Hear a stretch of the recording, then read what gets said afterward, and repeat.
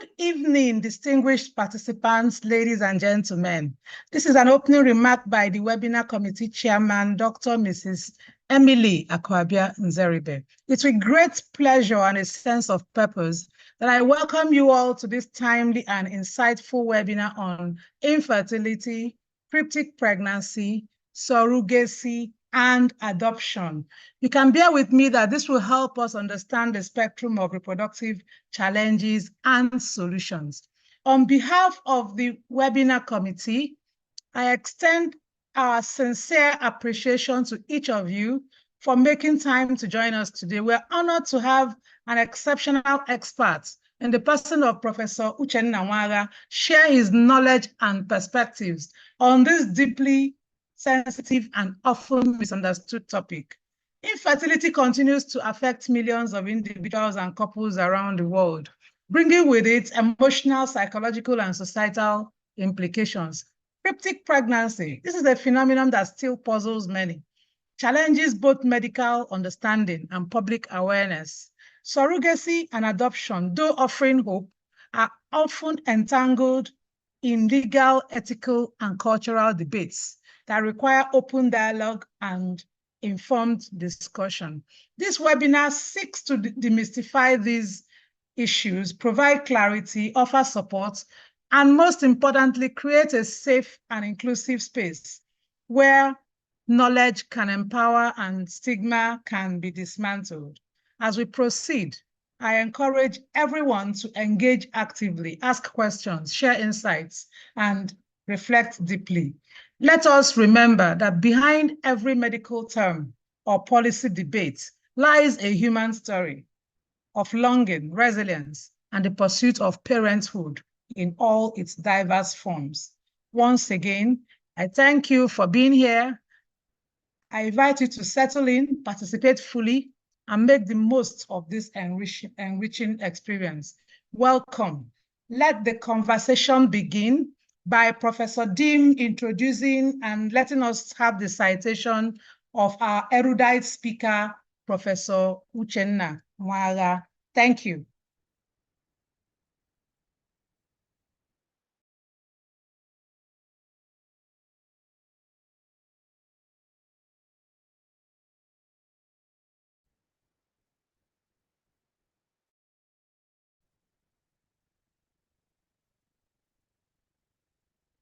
Hello, Professor Dim.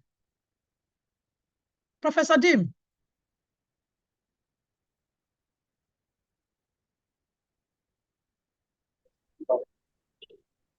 Hello?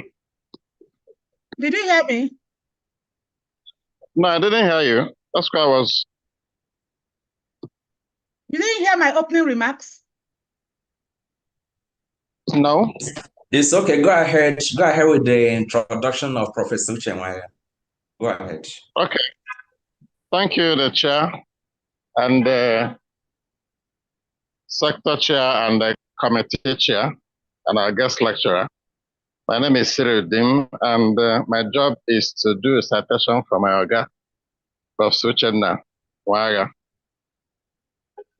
Uchenna Nwaga graduated from the University of Nigeria Medical School with a distinction in physiology and on the Dean's list of best graduating students. That's some years back.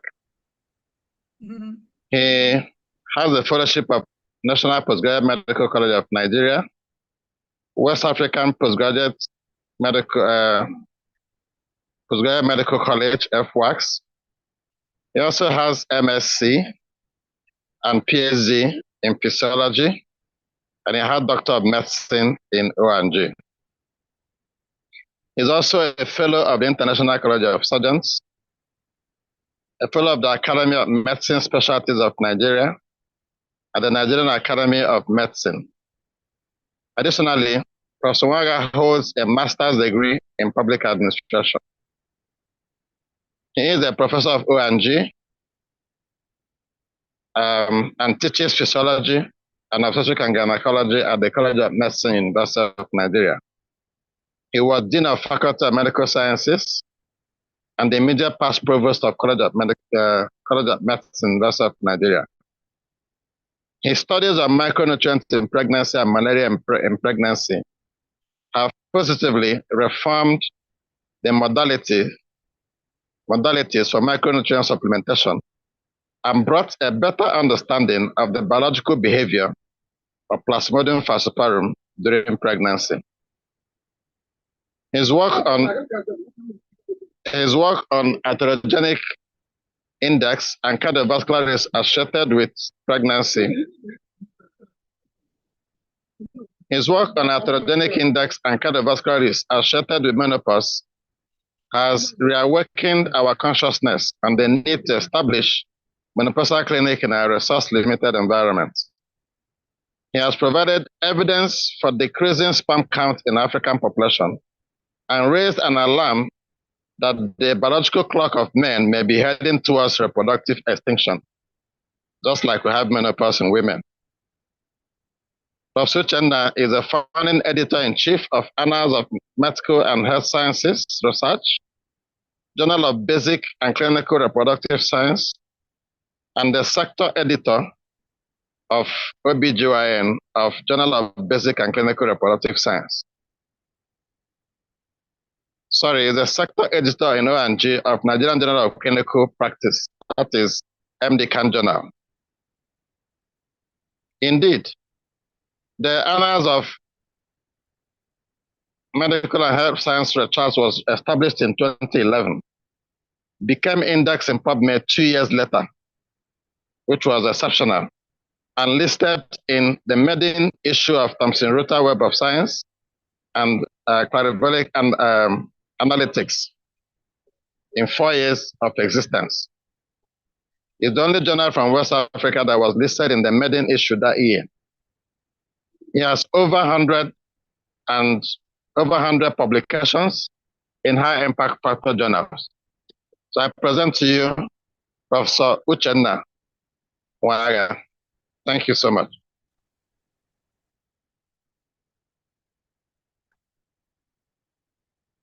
Hello? Hello? Yeah, thank you, Cyril. We heard you. Thank you for introducing him. Thank you.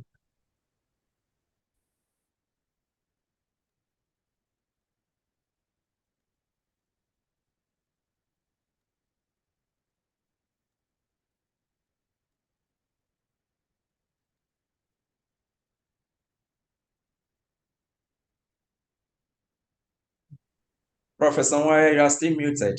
You cannot mute and start. You can start, sir.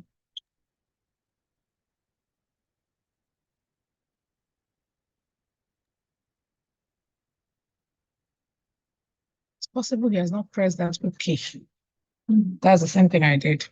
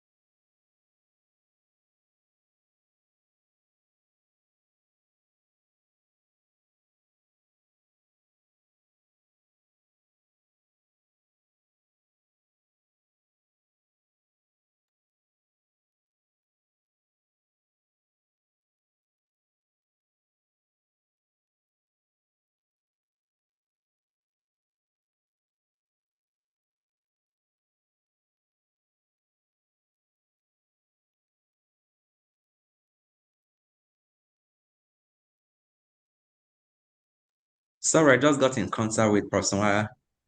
He's having problem with his audio, so he's going to exit now and relog in. Let's see if we solve the problem. So please, a little patience. Thank you.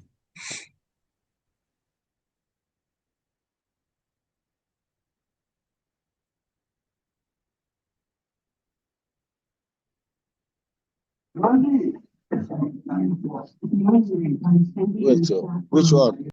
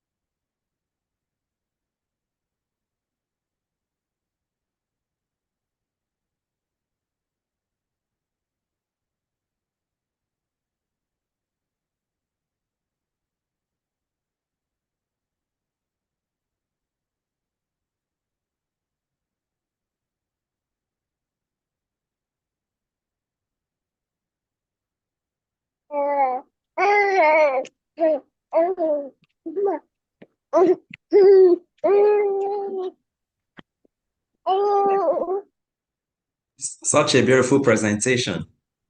We need more.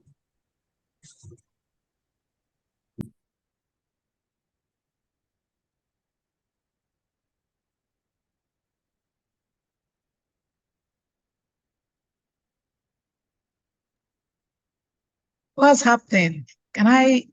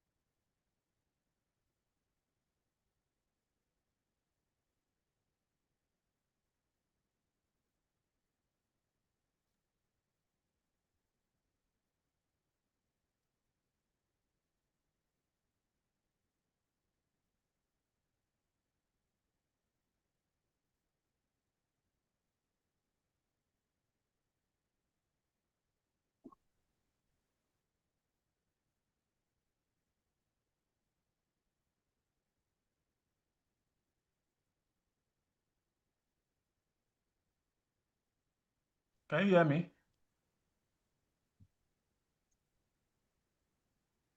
Yes, we can hear you Sir, now. we can hear you, sir. Faintly, yes, we can. We can hear Can you hear me now? Yes, we Yes, can we hear can. you. Okay, so we're good to go. Yes, we are. Okay, let me see if I can share my slide. Let's see once more. Um,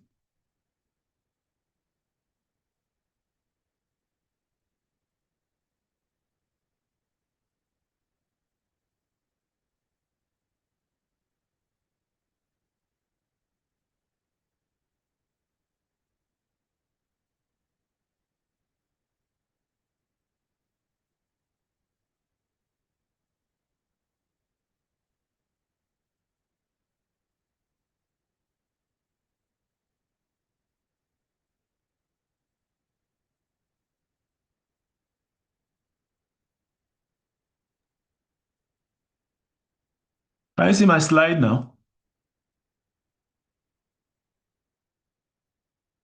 I just seeing your beautiful picture. Maybe it will still come in. No, don't worry. Just give me some time. I don't know. I think everything changed. The setting in the entire setting in my system just changed. Because but I think I shared this thing before. Yeah, you did. Hmm.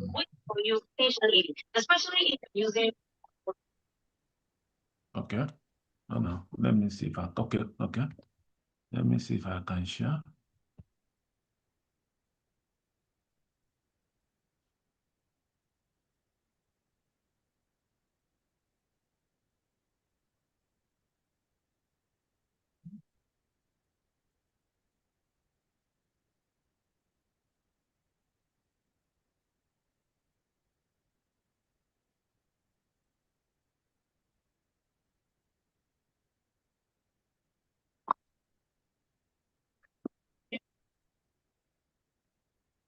Just give me some time. Okay.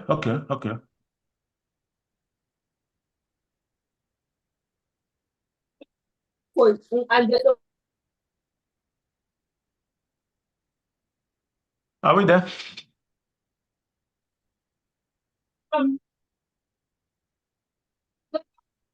Are we there? Yes, we Yes, can we see are. you. Yes, we can see you. Yeah. Okay. Yeah. So please, I want to apologize for the mix-up. It's just like I don't know what happened to my system. It happened to me 3 days ago when I don't know. But let's move on. Today's webinar is on infertility, cryptic pregnancy, surrogacy, and adoption. And when I got this topic, I didn't know how to put all these things together in 1 hour or even 45 minutes. So what I decided to do was to pick a few areas that of interest. I will not be able to go into real details of defining infertility, causes of infertility, treatment, investigations for infertility. Those ones, the all didactic things I believe that we all can get from the text. So what I decided to do was to put a food of thought, a form of food of thought for us. And that will be looking at the Huda values, the realities, the mythologies concerning infertility, fertility and infertility. Talk about the deceptions, the actualities, the mythologies surrounding cryptic pregnancy, the same thing, the truths about surrogacy, and then the exploitations, deceptions, realities surrounding adoption. And I must tell you that you are not obliged. I'm going to raise a lot of controversial issues in this lecture, issues that the majority of you may not believe in, issues that I have a passion for. I may believe in them, but then at the end of the day, if you have a contrary opinion, you can put it across. It's a contrary opinion because there are a lot of things that we have not been able to explain when it comes to procreation. Now, let's start with biblical beginning. We started in the beginning. If you talk about infertility, you have to talk about fertility, reproduction. In fact, you cannot have adoption, neither can you have surrogacy without talking about reproduction, fertility. So how did God create us? God said, let us make man in our image, after our likeness, and let them have dominion over the fish of the sea and over the fowl of the air, and over the cattle and over the earth, and over everything that is creepeth upon the earth. And then the same God continued to tell us that he does not believe that man should live alone, that I will make him a helpmate. And the Lord God caused a deep sleep to fall upon Adam, and he slept. And he took one of his ribs and closed the flesh instead thereof. And the rib which the Lord God had taken from man made he a woman and brought her unto the man. And Adam said, this is now the bone of my bone and the flesh of my flesh. She shall be called woman. Genesis. Now God blessed them and gave them the two divine mandates, but I'm going to talk about one here. One is companionship, but the one is to be fruitful, multiply, and replenish the earth. Be fruitful, multiply, and replenish the earth. And this obviously maybe marks the beginning of, in quote, reproduction, in quote, fertility. So, can we now consider reproduction and fertility as a blessing from God? Is it a divine mandate? What has God's sovereignty got to do with it? Is it ultimately under God's control? After Genesis chapter 29 tells us about his ability to open and close wombs. Do we believe in miraculous conceptions? Let's look at the biblical Sarah, Rebecca, Rachel, Hannah, and Elizabeth. How did that happen? And when that happens, you begin to talk about, yes, you can get pregnant, fine. But then what about your ability to get pregnant?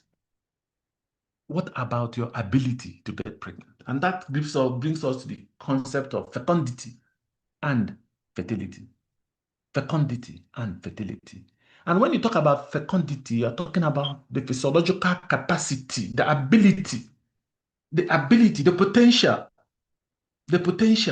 to give birth. And then when you now begin to give birth, you begin to produce the offsprings, then we'll talk about fertility. You're now fertile. So you may have the potential to give birth, but certain conditions might make it impossible for you to give birth. So you can have fantastic fecundity, but low fertility. Now let's look at some aspects of human fecundity that tends to affect our day-to-day management of infertile couple. We look at the concept of physiological maximum. What is a woman's physiological maximum? How many children is a woman supposed to have from the day one, from her menarche to menopause? Some say 15 years. So if you look at the concept, at what point do you expect a woman to start producing? Puberty is defined as changes in the reproductive system that makes it possible for the girl to start reproducing. Is it God's intention that every single egg? What is the God's intention about an egg? When a girl of 13 and 14 starts ovulating, why will God allow a girl of 13 to start ovulating and menstruating? It's just like when you have a mango. I don't want you to misunderstand me here. I just want to, it's just why I said the whole thing I'm going to talk about is full of controversial rubbish, which you may not believe in. But the point here is, you have a mango in your house, you plant a mango in your house, and the mango brings up fruit, and the fruit drops on the floor. And you come out in the morning and start your car and saw the fruit. I say, no, this fruit is a young mango, coming from a young mango. It's not supposed to be eaten. Let us preserve it. Let us put it in the fridge. So these are the things we begin to talk about. So human fertility rates vary significantly across population and within population. In some North American areas, like the Anabaptist sect, they can have about 11 children per married woman. And some Southeastern populations, they might just have one woman per married woman. Then how do you measure this ability to be fertile? How do you measure fecundity? It's challenging, but the probability of conception, that is the fecundity rate or the fecundability capacity, the ability is the probability of having to become pregnant during the peak fertility period. And what is the peak fertility period? In a woman's cycle, natural cycle, it is believed that the peak fertility period is about 24 hours after ovulation. And within these 24 hours of ovulation, in that particular cycle, what is the probability that conception will occur if a sexual intercourse with a man that has normal semen occurs? What is the conception rate? So the peak conception rate is approximately around 20 to 30% per cycle during the peak fertility period. Let me explain what I mean by this. If you bring 100 women who has ovulated within 24 hours of ovulation, that is the peak fertility rate in the particular cycle, and bring 100 men and put them in a room and lock them up for them to have sexual intercourse, that is only about 20 to 30% will get pregnant. That is nature for you. That is natural fecundity rate. But if that happens outside the peak fertility rate, you are talking about 15, 20%. So for those of us who cry that IVF success rate is low, remember that when you're doing IVF, it is one cycle. It is one, let's say it's one menstrual period. Look at the natural fecundity rate, everything normal, and you're getting 20 to 30%. And you do an IVF and you get 35% success rate per cycle, and everybody is shouting, it is too low. It is not too low. So these are the things we begin to talk about when you look at the nature. what has nature? I'm going to come to that later when we talk about factors that will influence reproductive capacity of the man, the ability to get pregnant. The age is very important. We all know that one, that fertility declines with age. Remember that for the female, the girl child has the time the girl child has the greatest number of eggs was when she was 5 months in her mother's womb, and then she had about 7 million eggs. From then on, apoptosis occurs. That is a programmed cell death, naturally programmed cell death. We don't know what causes it, whether it's divinity, that ensures that the road to reproductive extinction begins to the extent that those eggs continuously become arthritic. Until the time of delivery, it has reduced from 7 million to about 1.51 million. And it continues until puberty, when it has dropped to about 500,000 to 300 to 500,000. And every month, that same child will lose like 10 to 25 eggs every month until reproductive extinction. So you can see the effect of age on that. Now, overall health, lifestyle, frequency of intercourse. But then, what is the role of divinity talking about? What is the role of natural fecundity? What I mean by natural fecundity, what is the role of nature on the inherent ability to auto-regulate its reproduction? So it is believed that nature has this inherent ability to auto-regulate its reproduction. Let us look at animals, for instance. Has it ever bothered you? Have you ever thought about a situation where cockroaches, flies, snakes have not dominated the entire earth? Has it ever occurred to you why rats have not dominated the universe?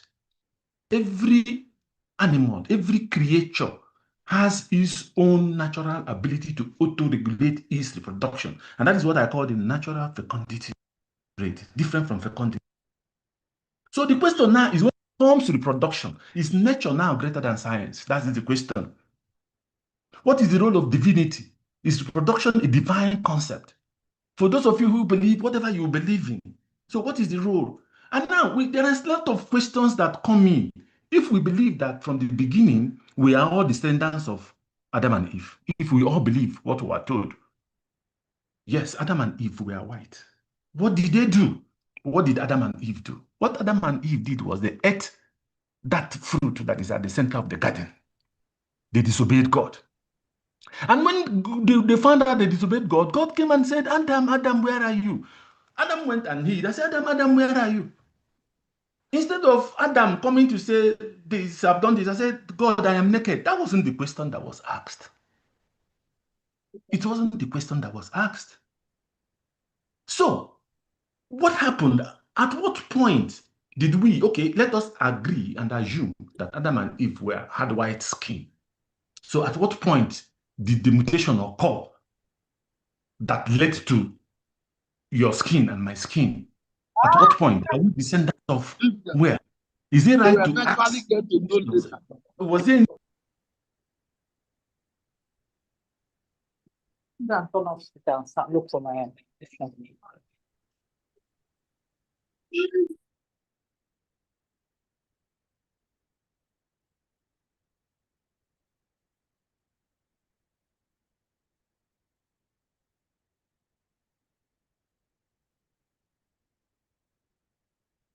I hope he's not muted.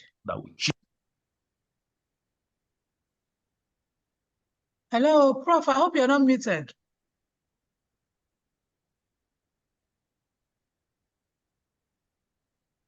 Prof, we're no longer hearing you.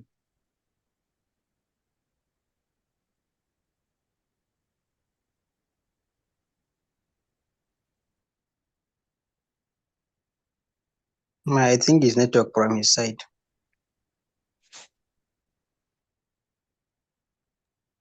Oh, he's going on. He's going on. He's sharing his slide. Emily, can you mute everybody and see if that will alert him? It's Hadassah and Jacob after some time. Rachel, Jacob's wife. Long time. And Elizabeth as John the Baptist.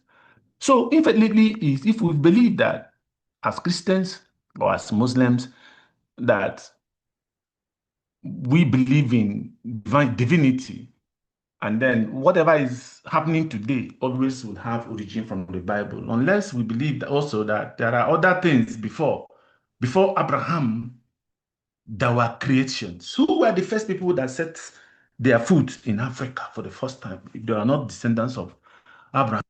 Now, there were the misconceptions. Let's look at the misconceptions about infertility. People will think that infertility is always a woman's fault.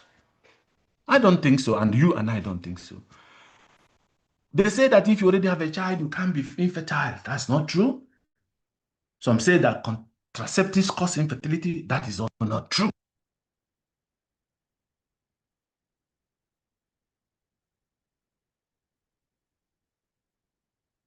Agree. Irregular periods means, which is not correct, periods and still have a baby. Now,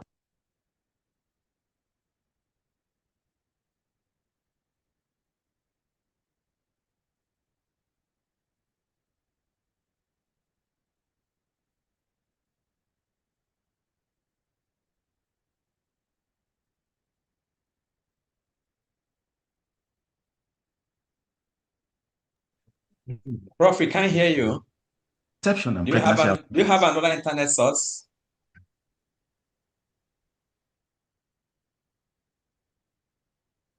He's presenting, but we are not hearing him.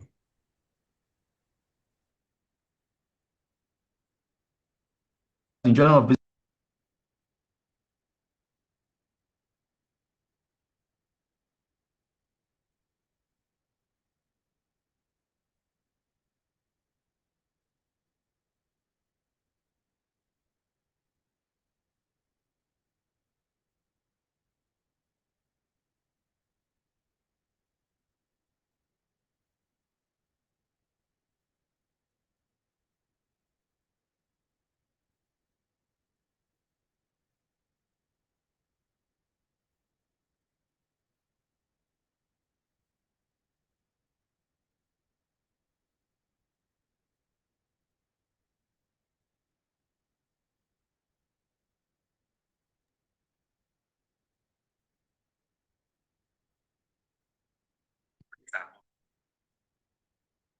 Let me.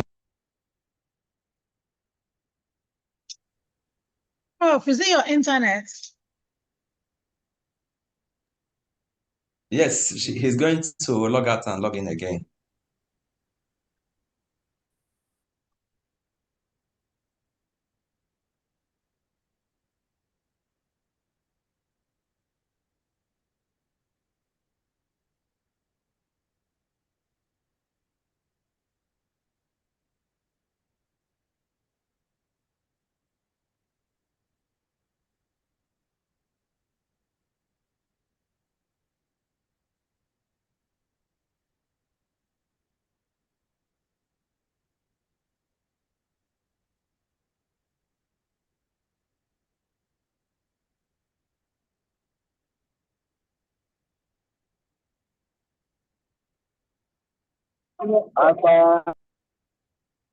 Hello, can you hear me now? Hello? Yes, yes, we can. Prof. Can you hear me? Yes, sir. So what happened now? You can hear me now? Very well, loud and clear. Can you?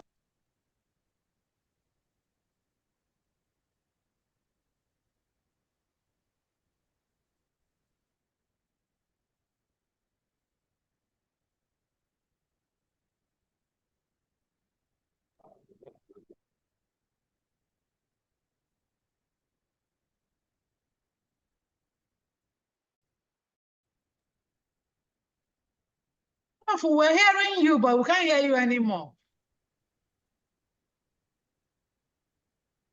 Recording in progress. Can you hear me now? Yes. You can hear me now? Yes. Okay.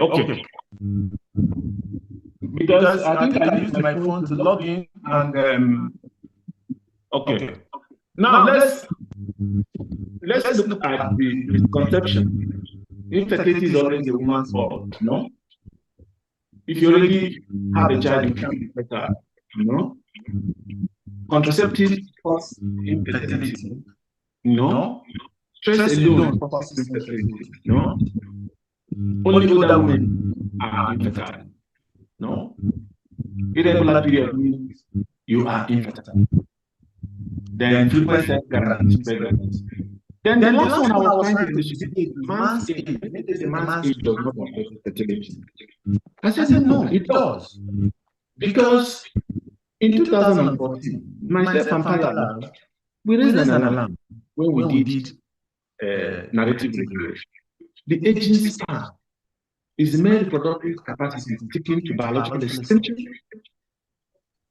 Now, we followed it up in 2017 with a systematic review that anticipated evidence of decreasing sperm count in an African population, where we looked at data from 1965 to 2015 published in African Health Sciences. And it is clear that it is decreasing. So let us not be fooling ourselves as males to say that if you're 90 years, you can marry a 20-year-old girl and still have babies. Now, we also have another concept that it is very important that is one, that is protecting the male ego, protecting the male ego during infertility management. What do I mean by protecting the male ego? A lot of us who are female gynecologists tend to have the tendency to do this. Even some wives of infertile women have the tendency to do this. I don't know, you must have encountered situations where the woman will do all sorts of tests for infertility. The man will have difficulties. The man will always be the person to do semen analysis. I had a horrible experience several years back when I had a man with schizophrenia. He was actually coming to me before he got married, and then continued to come to consult for infertility. You're still hearing me? Can you hear me? Yes, we can. Okay. But it's echoing. Well, please disconnect the audio in one of your devices. No, what? I should disconnect one of the devices? Yes, okay. Disconnect the audio. Disconnect the audio in one of the devices. Mute one of the devices where you're not using. No, that's mute. Disconnect the audio. No, it's not mute. Leave the audio completely. Yes, leave the audio.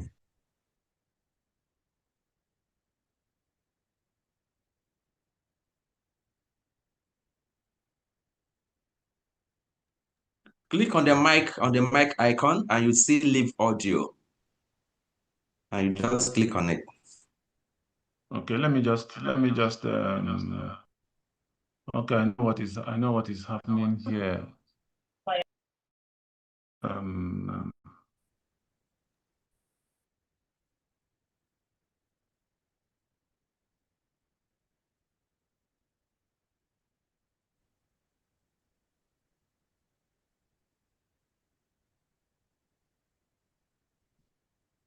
Okay. Can you hear me now? It's better hello? now, sir. Yeah, it's better now. It's better. Okay. Yes, sir. Now, protecting the male ego. I have a husband experience. You can hear me? Yes, hello? Prof. Yes, Prof. Yes, Prof. Yes. This man was oligospermic. Brought somebody for me in infertility management. Of course, after everything, I told the man the situation. I didn't tell the wife anyway. I told him to tell the wife. This thing continued. The man did not want to accept. I offered for us to do artificial insemination with donor semen. The man refused. This thing dragged on until the woman succumbed to fibroids, succumbed to endometriosis, adenomyosis, succumbed to reproductive extinction, and her periods became irregular. She developed fibroids, and then the tide turned, and all the relations of the man, what they were saying is the fault is from the woman, and they encouraged the man to go and get another wife. Of course, the man did get another wife, and within less than 6 months, that new wife got pregnant. So I don't want to go further. Your guess is as good as mine. So that is why when we are protecting the male ego during infertility management, it's not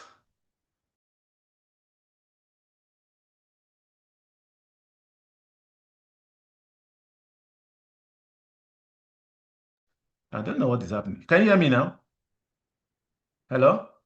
Yes, we can. Go ahead, we can. Okay, now let us move into what I call the male sex infertility syndrome.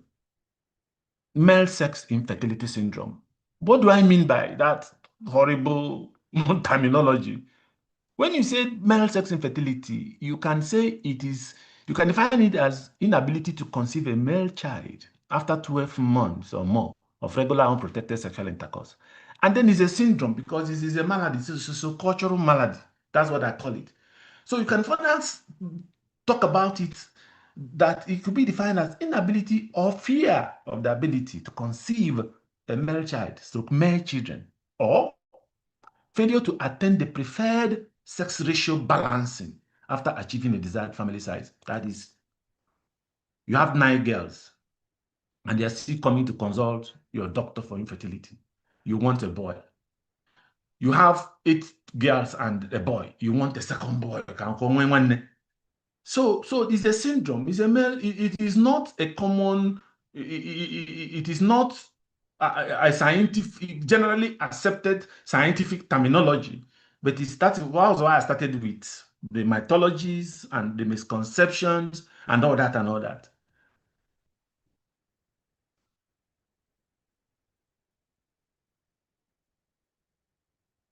Okay, now, should a couple want to desire to have male children for family balancing, there's desire for a son, when there are cultural or social pressures, you expect that.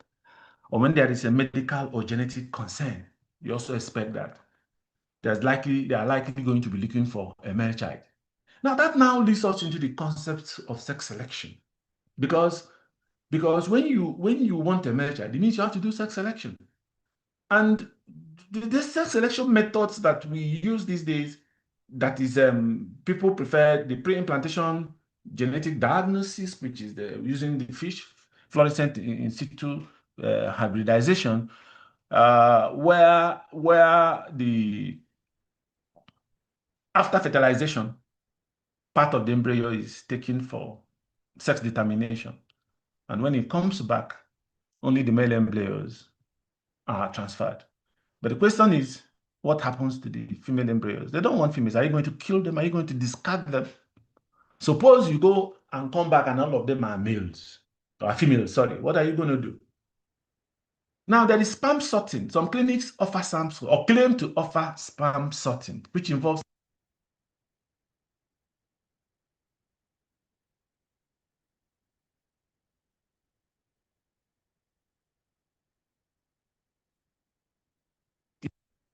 probably because the Caucasians don't really value whether you have one child or Clinton had a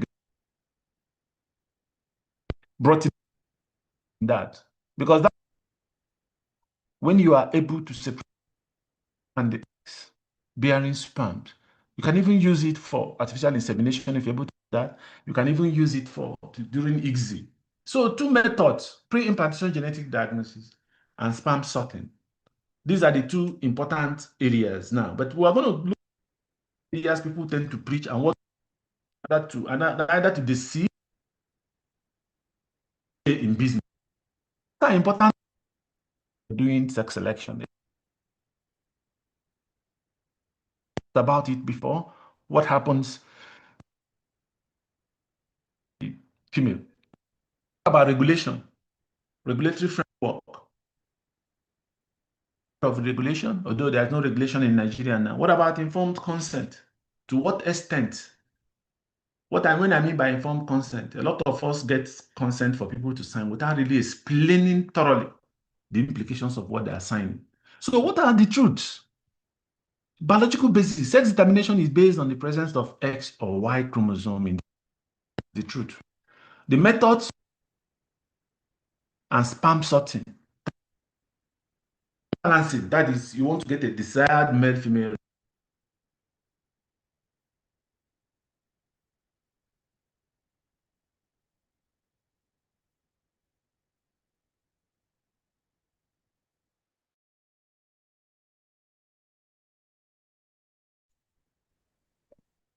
success, which is not correct. There is this claim, this natural.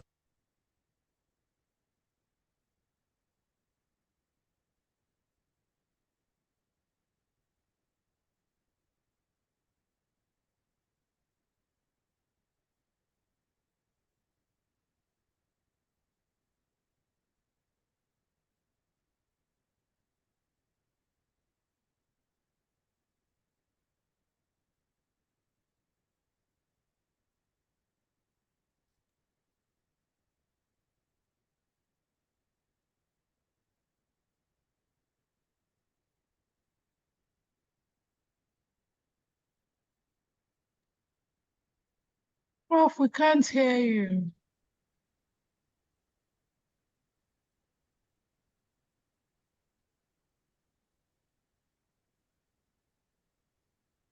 Submit.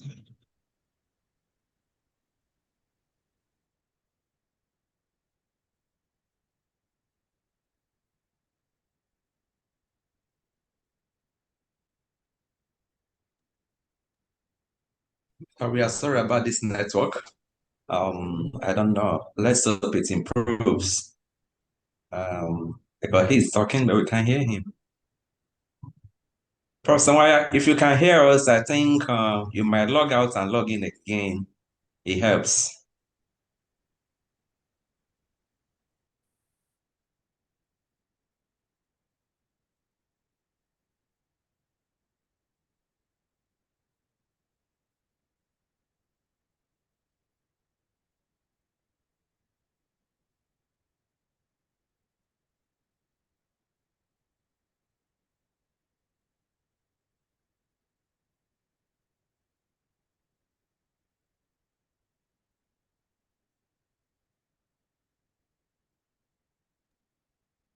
Chairman, can you get in touch with him?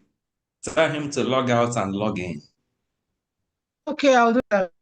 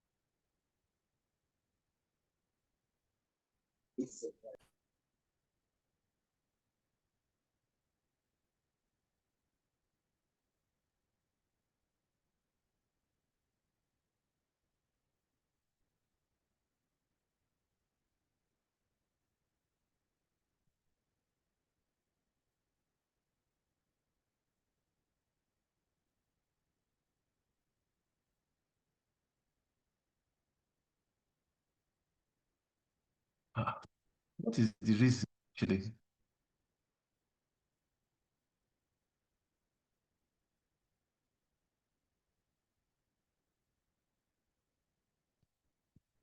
Okay, stable internet. Prof, are you back? Yes, I am back. Okay. Hello? Yeah, listen. Yes, I am.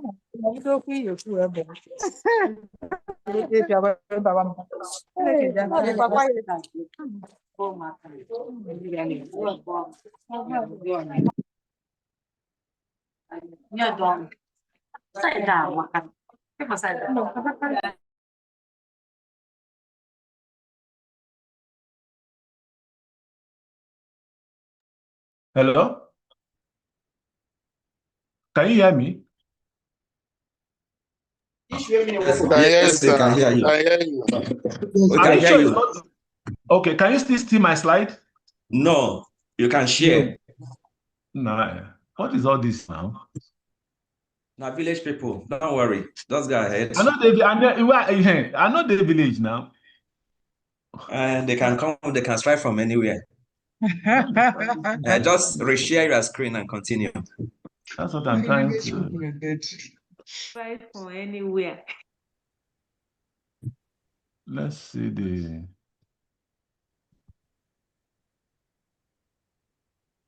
Whether they like them or not, we go finish this lecture because it's interesting.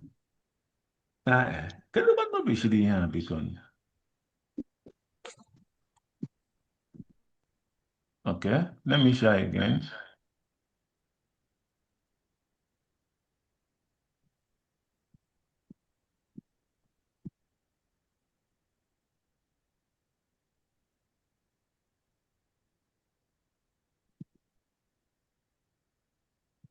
You can see my slide now. Yes, I can. Guys? Yes. I can see my slide. Okay. Yes. Is anything still echoing? No. No. Okay. So I think I've explained this slide where we talk about the fate of embryo that are excess after PGD. Now, let's look at deceptions or misconceptions when it comes to infertility treatment. And I've just run through that. False diagnosis. Some people mislead information about a woman's fertility and pregnancy. Some give fake treatment plans. Some misrepresent pregnancy tests. And then there is dishonest presentation of success rates. You can hear me? Can you hear me? Yes, Prof. Yes, you're Prof. audible. Yes, we can hear you. Okay. Then what is the motivation behind this deception? Financial gain, emotional manipulation, and exploitation. And that will lead to consequences, emotional trauma, financial loss of trust. So that ends that aspect of infertility. You could see I just try to bring out a lot of controversial areas that will give us some food of thought, not different from what we already know didactically we can pick from the internet. Now let's get to the second topic, that is cryptic pregnancy. In the real sense of it, it is a pregnancy that goes undetected by both pregnant person and healthcare provider, unless the person does test. So they don't know. You can call it state pregnancy. So there's a pregnancy, but it is not known. It is not detected. It occurs in about 1 in 475 pregnancies. And some of them are not discovered until 20 weeks. And then you find out that it has been shown that 1 in 2,500 pregnancies may go unnoticed until labor. So what are the reasons? There could be hormonal imbalance, and the woman didn't know she's pregnant, or she got pregnant and she will not know. Things like PCOS or perimenopause. There are people who get pregnant, have implantation bleeding, have early threatening miscarriage, implantation bleeding, and continue to bleed occasionally from antepartum hemorrhage, and they think they are seeing their period. So they won't know. Sometimes psychological factors, when a woman is mentally unable to accept or recognize her pregnancy, depression, trauma, and history of abuse, denial. Now, typically, there is absence of morning sickness, absence of weight gain. The abdomen, yes, it will be swollen, but it will not show. Fetal movements might be represented as gas or indigestion or bowel movement. A woman that is even using contraception may assume that it is not possible for her to be pregnant, and she will ignore the symptoms. And these are the things that I will say cryptic. When they say cryptic, it means there is pregnancy, but not recognized. The symptoms are not there. Or the symptoms mimic other gastrointestinal symptoms. But when you do a pregnancy test, it will be positive. When you do an ultrasound, it will be positive. The consequences is that there is no prenatal care, and the woman does not even care to seek prenatal care. The ultrasound findings might be misrepresented. Fetal complications will include lack of vitamins. Of course, there will be intrauterine growth retardation, low birth weight, premature rupture of membrane. Then the mother is at increased risk of complications during labor, emotional distress, and sometimes the labor will come as medical emergencies, will present as medical emergencies. Then the psychological aspects, somebody that is not pregnant, doesn't know she's pregnant, especially if the person is unmarried or if the person is of the religious type. So stigma and disbelief. So the person will be in shock, anxious, mental depression. And the denial continues because the person wished that she wasn't pregnant, refuses to go to hospital to see the doctor, and then the thing continues until 9 months. So when you have that kind of situation in your hand, what do? Immediate prenatal care. Do ultrasound monitoring, counsel the patient, and then if emergency situations arise, you know what to do. Give psychological support. Most importantly, that patient needs a psychological support and psychological counseling, more of that. Now, remember that cryptic pregnancy is not forced pregnancy. There's pregnancy. It is not pseudocyesis. There is fetal growth. Delivery occurs. Pregnancy test is positive. Ultrasound is positive. But in our country, in Nigeria, you and I know that cryptic pregnancy has been fraudulently used. There are a lot of people today who claim to be fertility who do cryptic pregnancy. They will deceive our women. They will tell them that pay 2 million, you'll be pregnant.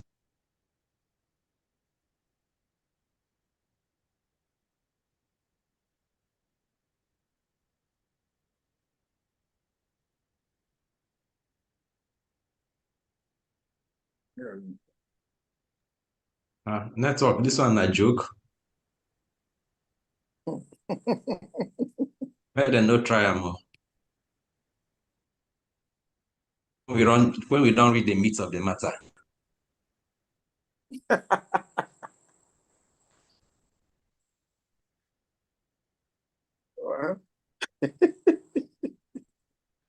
Village. What is this now?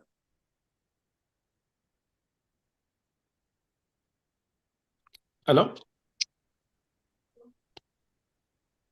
Yeah, we lost you. I can hear you.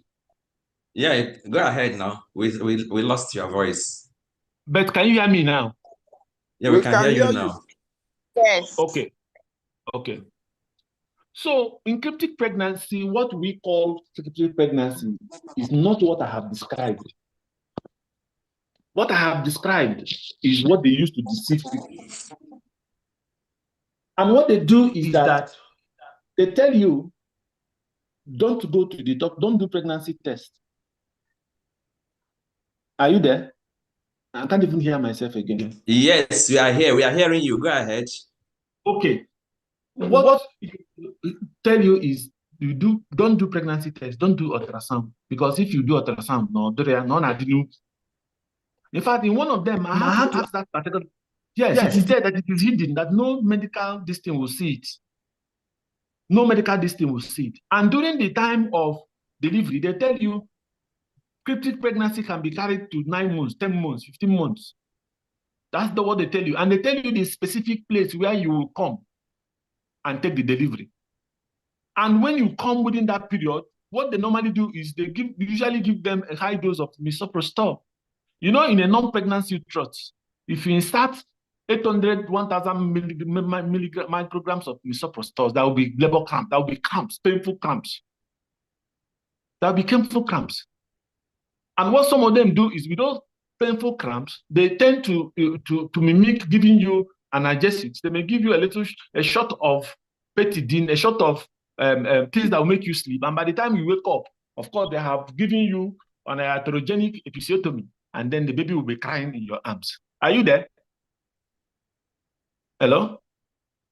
Yes, Prof. Yes, Yes, with yes, you. So we are yes. here. Okay, the baby will be We are crying in your here. camp. Meanwhile, there is another woman they kept somewhere in another room who is in real labor.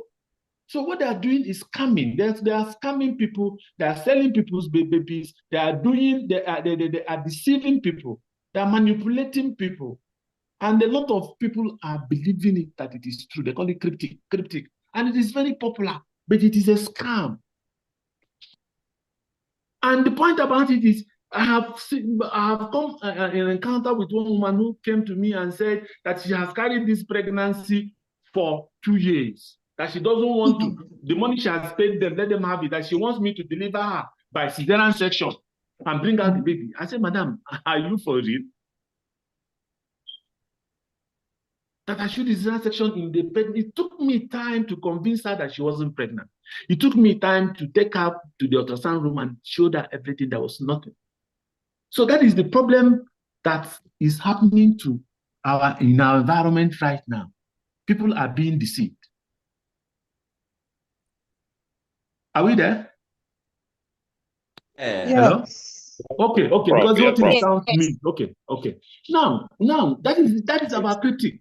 So the summary of it all is that in cryptic pregnancy, the fact is that there is pregnancy.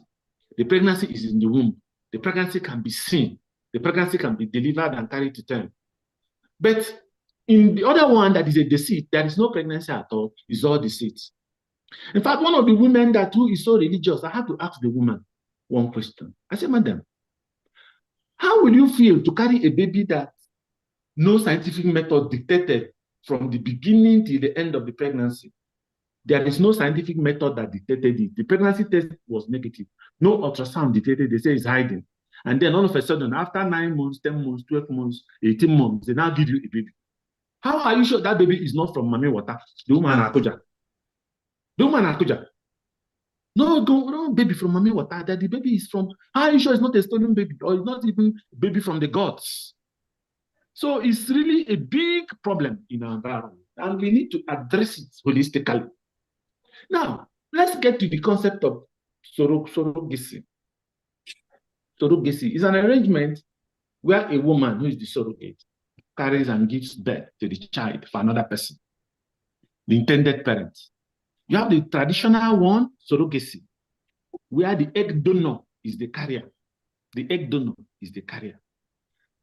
How this, don't ask me how, the traditional one in those days, when if you marry and you're unable to impregnate your wife due to low sperm count, the family will meet and assign one of the brothers to your wife to be able to be making the children for you. That's natural, some form of natural surrogacy. That's community efforts. Community efforts, somehow. Then the one that we know is the one called gestational surrogacy, the one that is done through IVF. If it is altruistic surrogacy, there's no payment. There's no payment in altruistic surrogacy. No. One day we will fight. You know me now. One day they will fight. Now, what are the reasons for surrogacy? I've just listed them out here, so I don't need to go through them. Single parenthood, infertility, medical conditions, blah, blah, blah, and all that. Then when you want to start, what are your critical steps? It's very important. First of all, you have to decide. The intended parent will decide, yes, they need a surrogate. So they require thorough psychological and medical counseling. So they have to understand the complete rights and risks and responsibilities. Then you go ahead to do medical evaluation, physical and reproductive health of the surrogate mother. So you need to do complete physical examination, complete psychological examination. You have to make sure the patient, the kidneys function, liver function, everything is fine. The patient is, the surrogate is free from HIV, hepatitis, and all that, and is in suitable health. Then the intended mother, if the intended mother is going to use her own eggs, that is, if you're going to stimulate the intended mother to collect her own eggs for insemination or for IVF, you have to check the woman's ovarian reserve, you have to check for STDs. For the male partner too, you have to do semen analysis, and you have to do the STDs. Then the next one is the legal process. You have to now draft and sign a legal binding surrogacy contract covering the right of both parties. Both parties' right must be covered. If there's going to be compensation, it has to be taken care of. Parental rights transfer, medical decision. What happens in case of miscarriage? What happens if there are birth defects? What happens if you have IUD? Well, these are the legal issues that must be sorted out. Then when you have sorted out all those legal issues and all that, you go ahead. And now I must tell you that it is important for you to understand what happens. It must be clear, because there is what we call surrogate idiosyncrasy. Once you do that, anyway, we'll come to that later. Then you do your IVF, embryo transfer, monitor the pregnancy, and then deliver and hand over.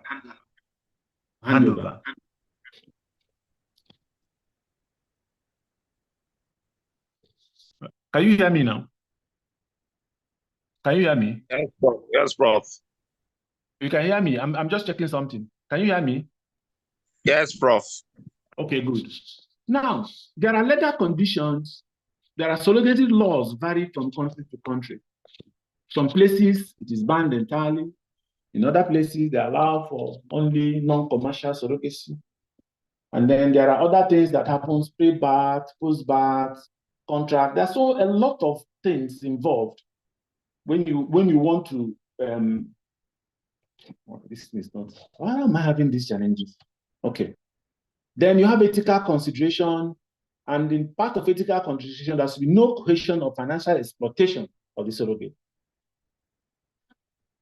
No coercion. Now, let's look at the medical conditions. First of all, the surrogate must be held typically aged between 21 and 40 years. Number two, the surrogate must have had at least one successful pregnancy previously. Number three, there's no history of high-risk pregnancy of significant medical condition of the baby. That is, the surrogate who has been pregnant before wouldn't have had complicated pregnancy and wouldn't have had some medical conditions. And look at the various laws in various countries. Okay, let's continue with the other one. The age requirement is 21 to 40 years. But some clinics may have stricter limits to narrow it down to 25 to 35. Reproductive history is that you must have given birth to at least one healthy child, history of uncomplicated pregnancies and deliveries, no history of preterm labor, preeclampsia, recurrent miscarriage. Then, the surrogate must be in general good health with normal BMI. So there's no need trying to get a surrogate who is obese. Your surrogates must have normal BMI between 18 and 32, free from chronic conditions like diabetes, hypertension, heart disease, kidney disease. So it is important you do run your HbA1c, do your hypertension, check for hypertension, do your check for heart disease, do chest X-ray, do SUC, LFT.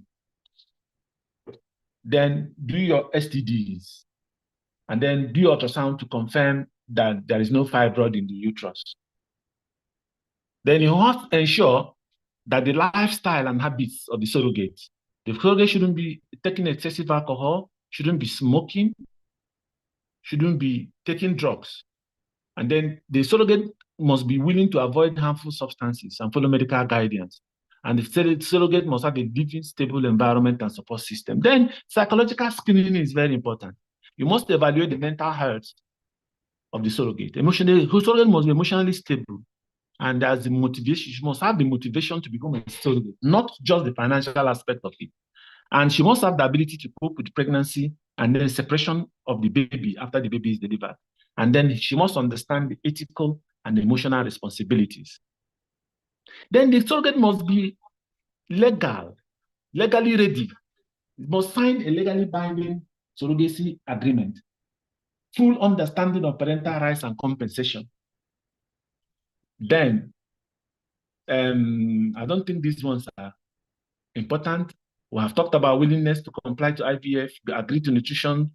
Then another thing is the number of embryos transferred. You must have to agree on the number, because what happens is those people that are contracting these surrogates, they will tell you, put 10, put 20. They want to drain the young lady. Are you there? Can you hear me? Yes. Yes. Prof. Okay. Yes, Prof. Yeah, they want to drain the young lady. They said they will tell you put 10, put 20. I said, oh, sure. Why will you want to subject? Because there are no rules here. But I'm sure there's a regulation in Lagos where I don't think you were expected to put more than 2 or something like that. But the whole thing is there has to be some degree of integrity and some degree of human feelings when you're dealing with these surrogates. This is if the child is not eligible, if they have never given birth before, had the history of complicated pregnancy, or cesarean section with complications, any chronic illness, and all that. That's the distance. Now, let us look at misleading information, surrogate exploitation. You have misleading advertising. Clinics may use misleading advertising to lure clients and surrogates. And what some of the clinics do is very appalling. Very appalling in the sense that there are standard things that you expect the surrogate should have. You have to treat the surrogate like your own. What I normally tell the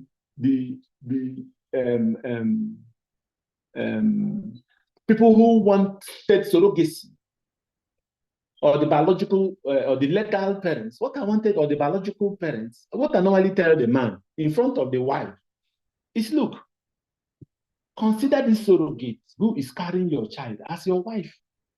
Every single thing you need to do for your wife, apart from sexual intercourse, you must do to the surrogate.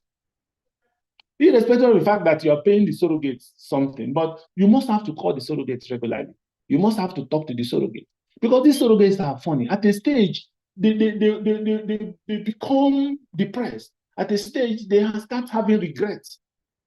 Why did I do this? Some have even tried all sorts of things to abort the pregnancy. Because at the point in time they took that decision, they needed that money. But probably somewhere along the line, they felt that they have made the wrong mistake. And once you reach that stage where a surrogate begins to think that way, it is really not good enough for you. You have to be very careful. So it is now the responsibility of those who have contracted the surrogate to the surrogate owners to be able to talk to them, to behave, treat the surrogate mother as if she is your wife. The only difference between you and the surrogate mother, or the treatment you give the surrogate mother and treatment you give the wife, there's no sexual intercourse. That's the only difference. But the point is that some clinics will hide all sorts of things. For instance, the basic things some of these surrogates require.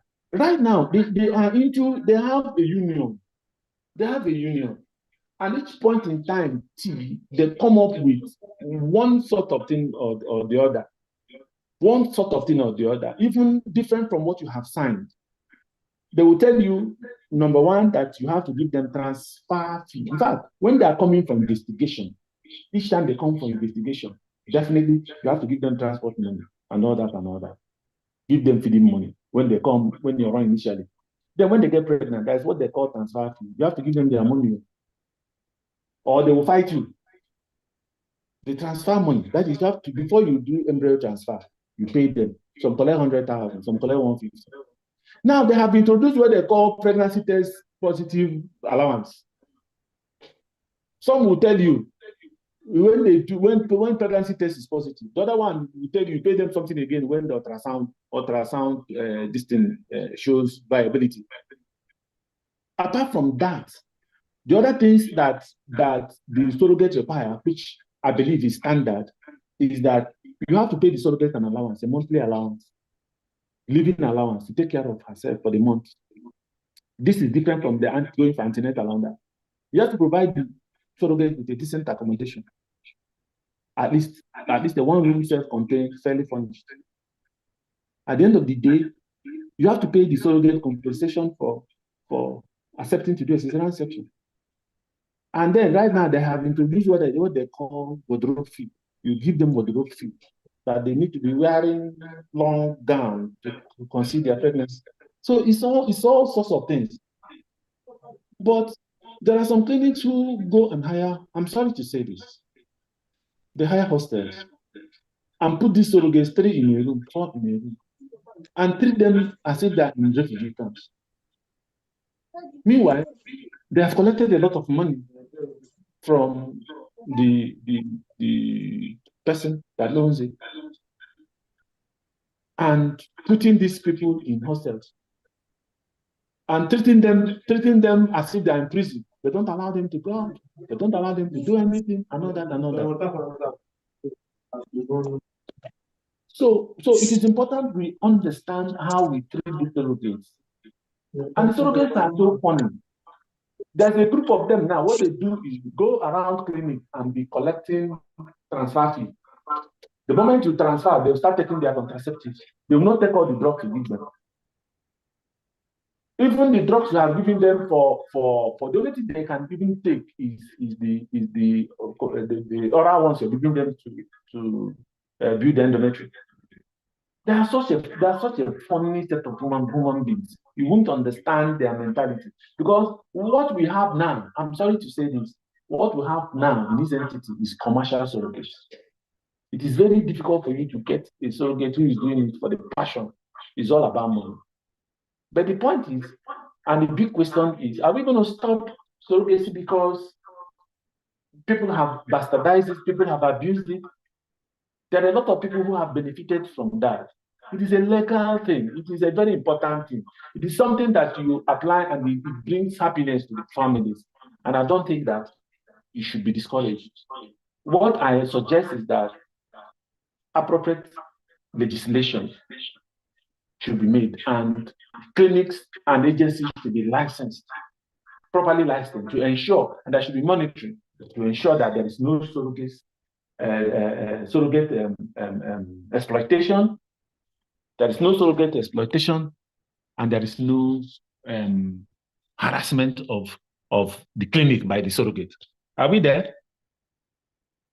Can you hear me? Yes, Prof. Yes, Okay. yes. We can. Okay. Yeah, good. Now, look at the other things we're talking about: misuse of funds, hidden fees, lack of transparency, especially when it comes to now. There is this. Let me talk about lack of transparency in egg donation, egg sperm donation. There are a lot of surrogates now because they want money. They say, "I want to do donation and surrogacy at the same time. I want to do donation and surrogacy." And what happens is that when they want to do donation and surrogacy, the best thing for you to do is yes, you collect their eggs, but the eggs shouldn't be for them. You shouldn't use their eggs on them, because if you use their eggs for them, the most likely thing is that when they have emotional attachment to the baby they deliver, and they start making noise about it, and there's a genetic test done and showing that it's actually their egg, legally you may not have any claim to that. Another thing that is very important that I want to highlight when handling some of these surrogates is they just like they have a kind of link. They are linked to each other. They are linked to each other. They know what happens. You'll be surprised the amount of things they know concerning what should be their rights and what should not be their rights. But each point in time, it is very, very important for you to get a proper documentation, proper informed consent from the surrogate, accepting the surrogacy. Now, finally, let's look at the adoption. Adoption is legal and emotional process that establishes parent-child relationship. So the first thing, if you decide to adopt, is you choose the type of adoption you want.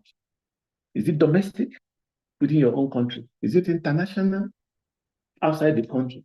Is it foster to adopt? That is, you want to first of all be a foster father before adoption? Is it private or independent adoption? Is it step parent or relative adoption? So these are the things you decide what to do. Which type do you want to do? You decide. Then you choose the method or the agency. You have government social welfare agencies. You have licensed private adoption agencies. You have independent adoption agencies. You verify the agencies. And now what happens is that this idea of they're selling babies have made so many people to run away from. Adoption is a legal process. But once you are into it illegally, that is when you cut yourself to the corner. In Enugu State, for instance, the law is clear.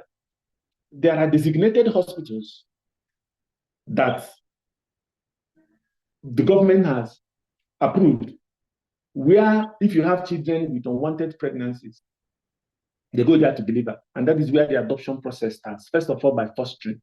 So if you are not a designated hospital, and they come to you and you deliver, you don't have any right in Enugu State to assist the couple to pursue adoption process. You don't have any right to do that. But there are a lot of undertones going on where people will just go and but let me say something here that is important in this country about adoption. Most of the 90% of the children that are adopted are rejected children born out of wedlock. Let me give you an instance. A dropout, a female dropout, being impregnated by a driver or a mechanic. It is extremely very difficult for you to see an undergraduate with an unwanted pregnancy that wants to adopt. So most children that are out there for adoption are low socio-cultural, socio-economic, low. And that is why sometimes, after some years, some of them will come with Down syndrome, autism, and all that. So it is a double-edged sword. So once you meet the legal requirements for adoption, which is you are minimum age 21 years or older, that is if you want to adopt, you have a stable marital or single status, that is, you cannot be in a cantankerous relationship that is not stable marital status and you want to adopt. No. Even if you are single, you must have no criminal record, no history of child abuse. You must have financial stability. You must have suitable housing. So, and you must be medically fit. So you have medical certificate of fitness and you will have reference letters. So you must have to meet all these legal requirements for you to say, yes, you are fit to even foster a child or even adopt a child. Then there is what we call complete home study. The Ministry of Women Affairs are expected to visit your home. You go to the Ministry of Women Affairs, collect the form that you want to, express interest, and then they'll come and visit your home to make sure that all these things are in order. They will do medical evaluation, they will do home visit, they will do background check, they will do DSS check, and all that. They will do financial review and make sure that you have the capacity to take care of the child and you are mentally stable. Then they match you with the child, matching. But this year, this matching doesn't occur. What people do is they go to town to identify those places that are designated hospitals where those deliveries take place. Because what those designated hospitals do is they now accept people that have unwanted pregnancy out of wedlock. So once there is a pregnancy out of wedlock, unwanted pregnancy, those designated licensed hospitals throw up their funds. They have the license. They bring in the pregnant child, and they take care of the child. And then I don't know what happens there, but at least that's the surest way because they are licensed by government. They ensure that due process is followed, and they ensure that at the end of the day, that a legal document is produced and the child is legally adopted. But finally, for you to say that, yes, you have finished the adoption process, there has to be a court order. So you have to appear in court. And the judge will now give a ruling to say, yes, I hereby give you this child as your parent. And then that child will now become legally yours. And then other things will follow, parental support groups, that is post-adoption support, that is you have adopted. So there has to be follow-up. So once you finish adoption, there has to be follow-up. Parental support groups, counseling, child home visits to make sure that you're treating the child well. Then you finalize the paperwork, new birth certificate, new name change, get international passport, and then those things will be documented properly. Now, these are different things, different news from different countries about adoption. And But one thing that I want us to talk about now is the acceptability of adopted children in the community. How acceptable are these children, especially when they are male children?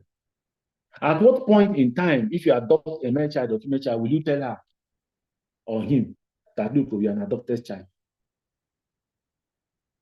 Abroad, yes, you tell them, but I don't think we are culturally, socially mature to tell somebody, yes, you are an adopted child. Because in several communities, once you tell somebody male that is an adopted child, of course, the time will come, if there's a small quarrel, they will say, who's your father? Who's your father? Don't come here and talk where I am talking. They will even prevent some of them from taking the other title. That you're not the son of the soil because you're an adopted child. But that is not supposed to be so, because the child that is adopted legally has the full rights and benefits of biological child of the other children. So it is another controversial area that we have to look at. Now, fostering. The difference between fostering and adoption is that the foster parent provides temporary care, temporarily, waiting for playing the parent's role and waiting for the time for unification with the real parents. But sometimes you have what we call foster to adoption. From fostering, you now get an adoption.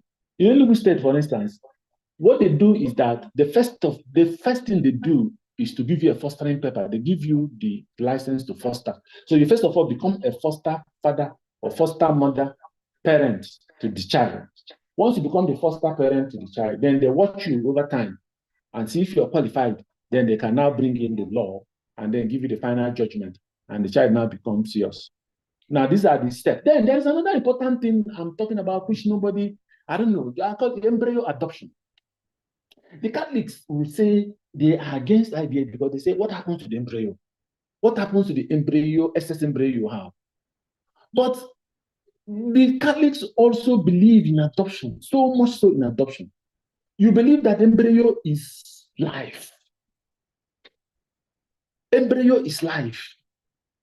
And if embryo is life, so which means embryo can be adopted. So if you're a Catholic and your conscience is telling you, okay, the Catholic does not like IVF, because what happens to excess embryos you do? What I advise you to do is in your consent form, include and tell the parent, look, I don't discard excess embryos. You give me the authority to adopt excess embryos that you cannot use and you don't have money to store. So once they're able to sign that consent for you, your hands are free. That they have given you the consent to use the excess embryo from them to help others that are in need. A lot of people may not agree with this, but I believe that there has to be a midway out. The most important thing is to bring happiness to the families involved. In conclusion, surrogacy, adoption, infertility, pregnancy treatment are all complex and multifactorial topics, each with its own set of facts, mythologies, and controversies. While these options offer hope and opportunities for individuals and families to build their loved ones, they also raise important questions about ethical moralities and societal implications. Ultimately, it is essential to approach these topics with empathy, understanding, truthfulness, respect, and diverse perspectives. By exploring the facts, dispelling mythologies, and acknowledging controversies, we can foster informed discussions and support those who need to be supported. Thank you very much. I think I'm done. Thank you. Can you hear me? Yes, thank you very much. Yes, I'm done. Thank you, sir. Thank you, sir. Thank you very much, Prof. I think I'll hand over to Dr. Komomo. Prof has done a wonderful job of the topic. We will have to take questions.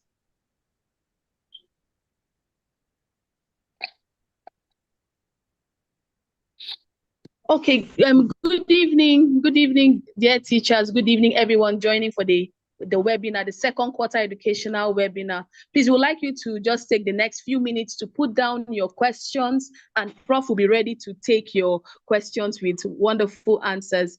And Meanwhile, he may want to grab a glass of water, and we'll just take a brief highlight on the Eastern sector before we go to the question and answer session. Okay, so this is the webinar, and we had our speaker today, Professor Uchenna Ifeanyi Nwaga.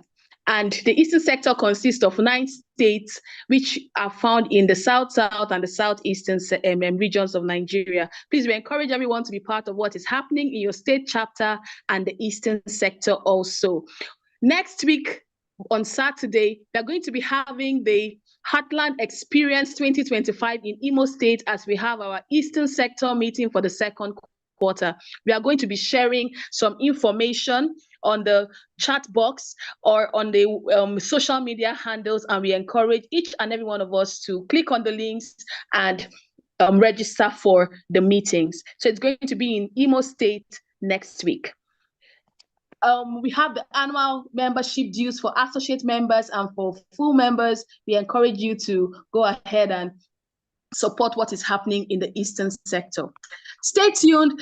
In the next 3 months, the next quarter, we'll be having our webinar on the 6th of September, 2025. The topic will be communicated through our various social media handles and also on our website.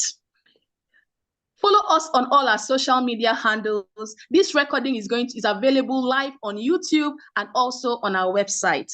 And also any other information will be made available to us on all our media handles. We want you to just go ahead and click the like button and share our information. The information is being shared right now on the chat box. Thank you very much. We go over to the question and answer section. Please, if you have any questions, we would like you to raise your hand or put your questions on the chat box. Once again, we want to say a big thank you to Prof for the wonderful lecture. Yes, there are questions here already. I don't know if I should. There are questions put on the chat already. Yes, sir. We can start taking the questions. You start taking them. The one from Ubochi Malaki. Do we have surrogate law in Nigeria? None for now. I think Lagos State has one, but there is one that the Association for Fertility and Reproductive Health of Nigeria is trying to put up. Second one is who should report cryptic fraudsters. It's fraud. It's financial fraud. So, and it has got nothing to do with, I think the police, ICPC, should be involved in this matter. It's a police DSS matter, really, because it's complete fraud. It's not an NNMA matter. Now, another question from Ike Chukwueze. Must the surrogate be known to the fertility-seeking couple? The ideal thing is that, yes, you know yourselves. You talk to yourselves. You agree. That is what the law says. But domesticating it here, how often? A lot of them will say, I don't want to see the surrogate. I don't want to see the parents, the biological parents, because I have encountered a situation where a surrogate, very fine little girl, we allowed the wife of the man didn't want to. The man was the person communicating with the surrogate, and with time, communication, you know, the man, the surrogate don't enter the man, they enter the eyes of the surrogate. No, the surrogate, they enter the eye of the man, or the man, they enter the eye of the surrogate. So it is sometimes they even after that, they will continue to disturb. When the money you have paid them have finished, some of them want to come back and say, yes, you didn't understand it that time. The money you gave them wasn't enough, that you cheated them. They want to have more money. Some will even begin to blackmail you, that they will tell the whole world that it wasn't there. Because you find some of these people will tell you, please, let us, since there is a surrogate somewhere, let me be wearing belly bumps, artificial belly bumps, to show that I'm pregnant. And those times it becomes a problem. Ubochi Malaki, how do we know designated adoption hospitals? I think you go to Ministry of Women Affairs in Enugu State. The Ministry of Women Affairs will tell you the designated hospitals. They were up to 15 or 10 or thereabout. Last week, House President passed the bill criminalizing commercial surrogacy. They have not passed it, they just passed first reading. And the point is, what do you call commercial surrogacy? Abroad, surrogates are paid up to $10,000 to $15,000 as compensation for their action. So let me ask a question. How much money do you think you give a surrogate for her troubles of carrying 9 months pregnancy? How much do you think you can compensate her? It's compensation. It's just compensating. It's not commercial. You're not paying her for that. You can never pay her enough for taking that risk of carrying that child. So let's see how it goes. It just passed first reading. Malaki, wonderful lecture, although you didn't hear it. Succinctly present, such a Lucy, okay? Wonderful, thank you. Okay, we can have the slide, but the only thing is that to tell you the slide is not edited yet, and there are a lot of material that are not original. So I'll not feel comfortable to distribute until I edit some of those and properly reference some of those things that are not originally from me.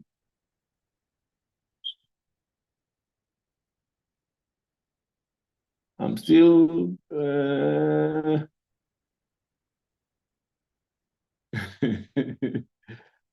wow, follow us in the YouTube. Thank you for detail. I'm still looking at the questions more on, okay, kindly throw more light on what cryptic pregnancy is. I said it is clear from Felicia Chukwemeka. Cryptic pregnancy is a pregnancy that is not noticed until late in pregnancy. Number one, there is re-pregnancy. Therefore, pregnancy test will be positive, ultrasound will be positive. But the person that is carrying the pregnancy does not feel any pregnancy signs and symptoms. She doesn't know until sometimes they go into labor, or sometimes they present with complications, or sometimes later on when they present with other things. It is the exploitation. It is that act that people now exploit to use it as one of the management for infertility. Cryptic. And then they'll tell you that don't go to doctor, nothing will be found, blah, blah, blah. The pregnancy is hidden, nothing. And that the pregnancy can last 8 months, 9 months, 10 months, 20 months. When they are ready, they will call you. Of course, what they do when they are ready is they will already have young girls they have packed somewhere, okay? And those young girls they have packed somewhere will just stay. And when any of them falls into labor, they will not call you, you come. They once they start, try now, give 400, 600, if you're doing a small procedure. For instance, you want to calculate the cervical canal and the cervix is better. Just insert 600 micrograms of misoprostol. The person will have cramps, so serious cramps. This one they say oxytocin does not affect non-pregnant uterus. Yes, I agree, but not misoprostol. So they insert misoprostol and they come. They mimic labor and all that, and then they'll give you that that baby. So it is important we are very, very careful. Okay. I'm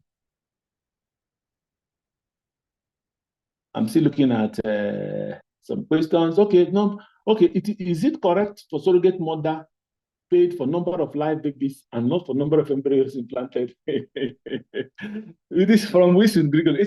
You see, the point about it, if we're talking about live pregnancies, if you say pay per number of, you're not supposed to transfer more than 2, but some people, they only 6, and it's criminal. I don't understand that. I don't know what you want. So a young girl of 21 years who is looking for source of light, quadruplets and all that. And then when the complications come, you might end up losing the 4 pregnancies. You might end up looking the 4. Don't resist the temptation of those clients telling you to please, they want everything at the same time. Okay. Yes, I've already told you, do we have criteria for choosing surrogate mother? Is there now? Who takes care of surrogate expenses? It's the people that contracted it. It's the biological parents. It's the legal parents that will take care of it. And the criteria is, you have seen the age, they must have been pregnant before, and the pregnancy did not come with any complication, no medical condition, no heart disease, no kidney disease, no hypertension, no renal disease, and no cardiac disease, and no liver disease. STDs, no STDs. And then the uterus should be free of fibroids. So what is regarded as cryptic pregnancies is more of, no, you don't get it. Samuel Odu. What is regarded as cryptic pregnancy is not false pregnancy. Cryptic pregnancy is real pregnancy. But people have now exploited that terminology in order to use it to commit fraud.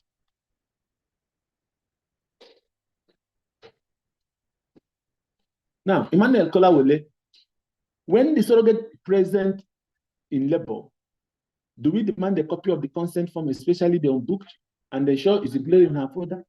I don't know which surrogate are you talking about now. If the surrogate, okay. If the surrogate in labor, you don't have anything at all. There is no reason for you to demand for. It's not your business. Your business is deliver that baby and hand the baby over to the next of kin of the person that brought it. You don't have to go into the agreement. The agreement is not your business. Should the hospital legal team be informed whenever the surrogate is in labor? Which hospital legal team now? If it's a surrogate, how will you know? If the surrogate mother has come to your hospital to deliver, it's not your business whether it's surrogacy or not. Yours is, there's a pregnant young woman that you must have to give care. Okay? The situation played out in a hospital where babies were not given to the intended parents because of not balancing. That's messy. That's terrible. It's not. That is why you must ensure that all I's and all T's are dotted.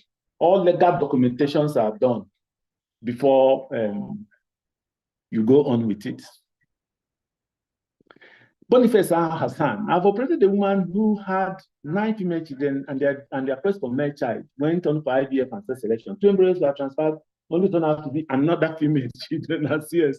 In this case, this woman has legal. No, the woman does not have any legal rights. It depends on how the explanation was done to her, the informed consent. You have to tell them no matter what, like it is not 100% efficient, effective. And again, I blame the hospital because for them to have, which means they did not do a proper PGD. If you do a proper PGD and the result comes out XY, of course, although there are some lab issues where laboratories will have false negative or false positive results, but it should be. But always tell them that no IVF treatment, no sex selection procedure, none is 100% effective. And they will sign accordingly. Onyedika Idoko, could the service of ICT experts be engaged in the future to ensure seamless presentation? Thank you. Okay. Second Eastern sector. First Bank. Okay, full member. So should I also drop my own account number for charity for at least for item 7 for my end? Prof, you can. Okay. There was a case last year from Kingsley Umazi where surrogate ended with TAH following severe PPH after twin delivery. What can be done in this case? Because I think that was a prime of just that's a really pathetic situation. That's really a pathetic situation. And it's really a pathetic situation. But there's nothing anybody can do. It's part of it. It's part of the complications. It's part of the things to expect. Unless the clinic did not explain all these things to them, then it becomes a problem of the clinic.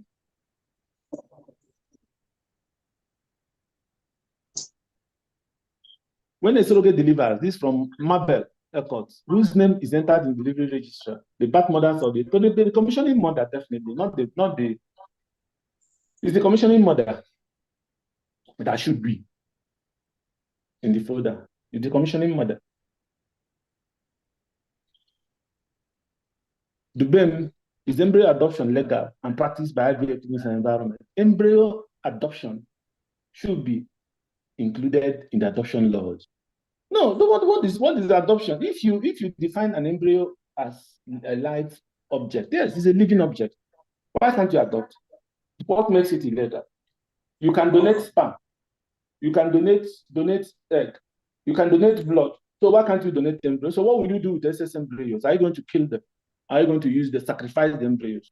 You'll adopt them as long as you follow the due process of embryo adoption.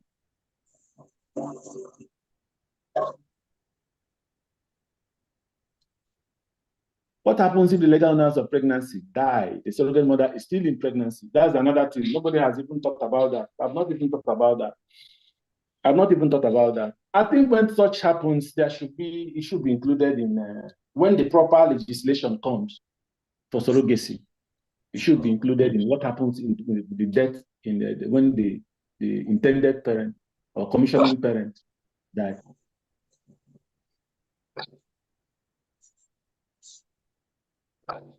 Is abdominal pregnancy, Bamidele, an example of no, abdominal pregnancy is not cryptic.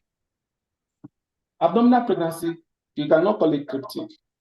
But then the point is that because in abdominal pregnancy, you know the patient is pregnant. But if the pregnancy is abnormal and you don't know that there's pregnancy, the person that is carrying it is not aware she's pregnant until complications come, then you can say it's cryptic. Chidimanya, what happens if the couple separates or divorces when surrogate is still pregnant? These are included in the surrogate laws.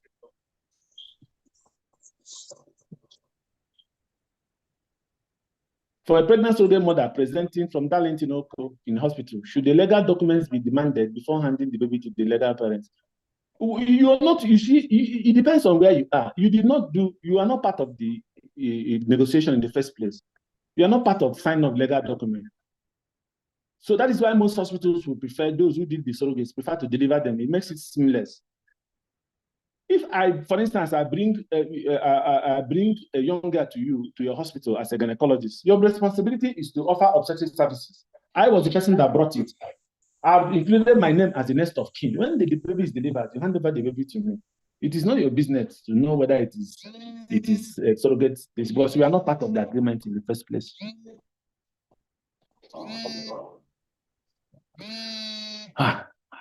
Any other question? I think I'm done with all the questions I've seen on the screen.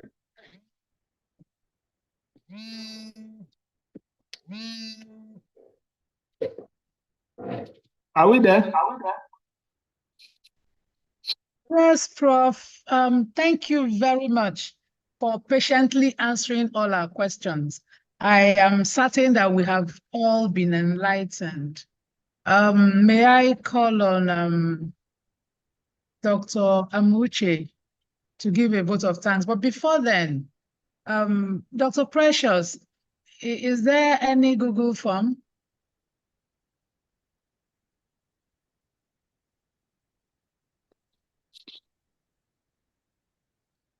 Dr. Amuche.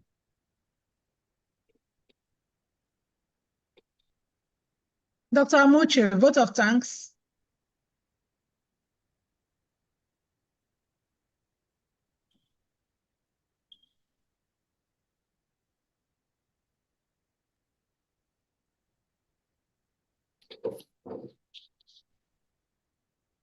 Dr. Amuche, are you there? Are you unmuted?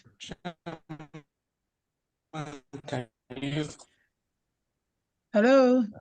Chairman, you may want to appoint another person. The last I know of allocation was in the theater. Oh. Dr. Precious, are you there? Can you give the vote of thanks? Sorry.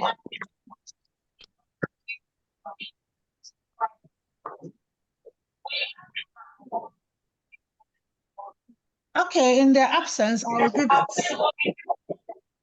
Hello, am I hearing somebody?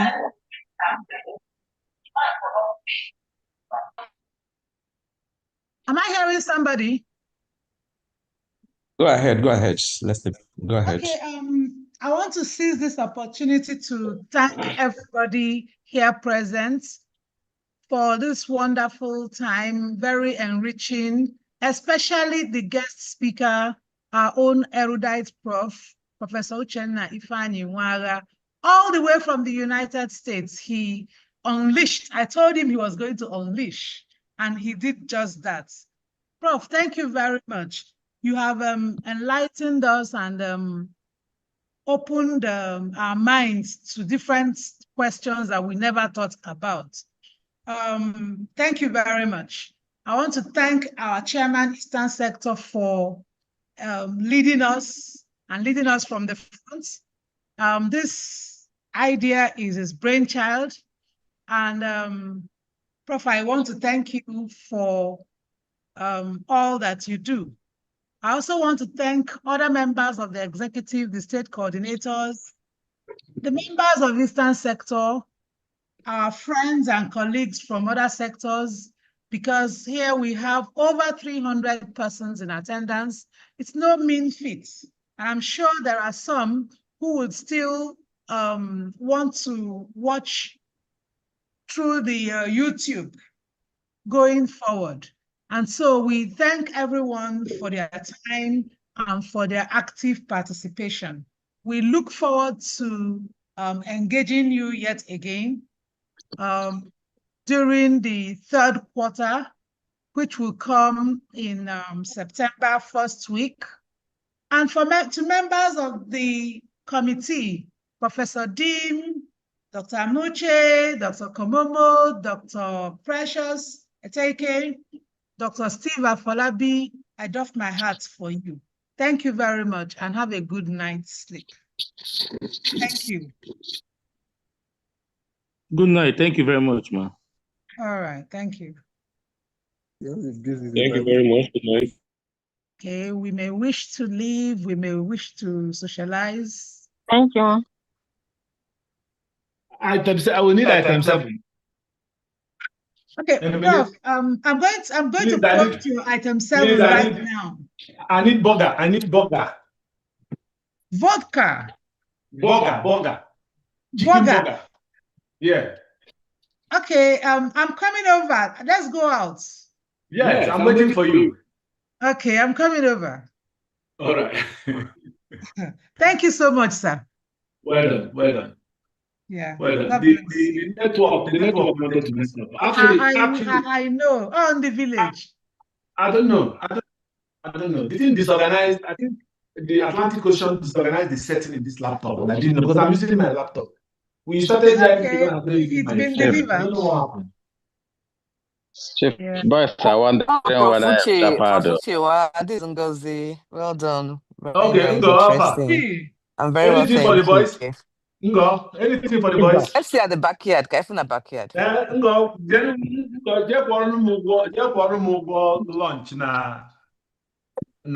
it's done. It's done.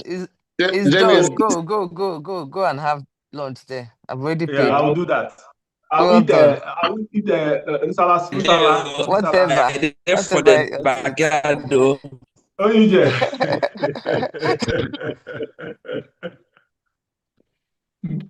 I do. Oh, yeah, Alpha. I don't know where you did. I do. I do. Most likely you did close to me. Oh, you did close to me. Just the dodge. You know what make it's not true. It's not true. Oh, you did close to me. Give me I did Tinubu lunch. Seriously. I will get meeting next week now and a physical. I'll be there. It's true. I won't go. I won't go Manu for wearing. Oh, okay. Manu. Yes. That Manu still there. Emily should say. Emily have to go back. Emily don't come out. Okay. I shall say a good day or something like that. Good day. Okay. Well, good night, everybody. Let me end this call.